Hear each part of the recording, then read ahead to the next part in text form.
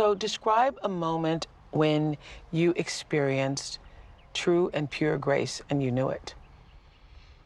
I was in Indonesia. I was going through my horrible divorce. I was 31. I was in a terrible depression. I took myself to this tiny little island and decided I needed to spend 10 days in silence to try to have a truth and reconciliation hearing with myself because I was so full of shame and pain.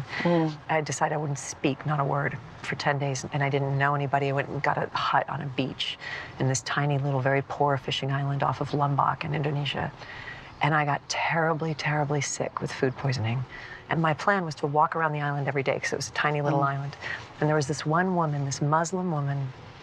I mean, when I say this island was poor, I mean what these people fished that day is what they ate for dinner that night, you know? And this one woman on the other side of this island used to see me walking, and she would put her hand on her heart and smile at me when I walked by, and I would do the same to her.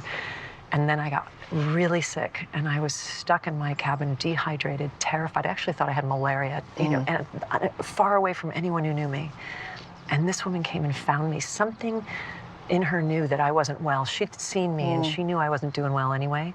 But when she didn't see me on my daily walk, she came and knocked on my door and saw the condition that I was in and went like this and came back an hour later with fresh food and fresh water for me. And I just started crying in her arms. And she held me in her arms like I was her child and just rocked me and took care of me. Did you even know her name? I didn't know her name, still don't. And by the way, she is my face of Islam.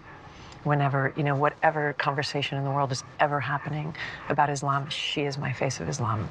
That woman who went across an island, knocked on every door in this little row of cabins till she found the person who she knew was suffering and came and took care of me. Oh my God. That was the most grace I have ever received in my entire life because she had no relationship with me whatsoever, owed me nothing.